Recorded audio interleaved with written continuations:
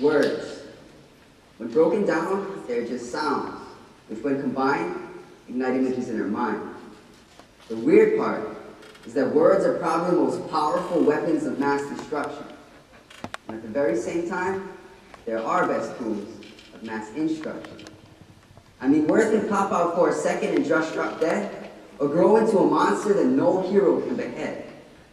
Words have the power to attack or defend, commend or condemn, turn boys into men, kill or befriend. Ready a nation for change, or fill a whole culture with hate and rage.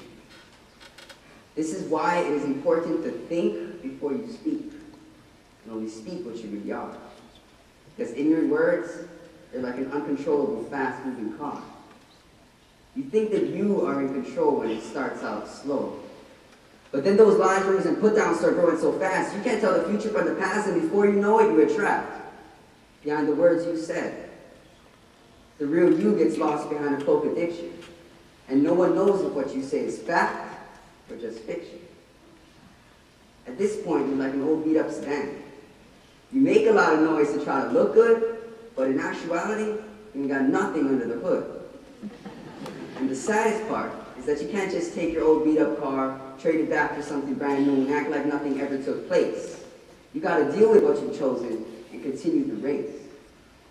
But one day as you're driving, your car will slip. And your life will be spinning. No, your car will be spinning. Your life will be slipping and sliding, sliding and slipping, and boom! Right before you hit the wall, though, you made the choice to stop your fall. When there was no end in sight, you made the conscious decision to reject your perceived destiny, pump those brakes, and fight. So you take yourself back to the shop, at no cost to you, trading your old and corrupt parts for something better and new.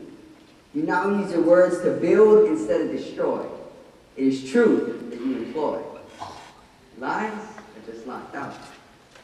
So you sand off the rust, add some new paint, put some new tires and you're finally ready to roll. But before you leave the shed, you remember to refuel your soul. So now you blaze down the highway with headlights beaming of hope, traveling down a path straighter than a sniper's scope. When obstacles block your way, you now power right through, instead of weaving and dodging like you used to. Because you have realized that when life is built solely on what is real, nothing can stop its appeal. It'll just roll over those obstacles like a perfectly shaped wheel.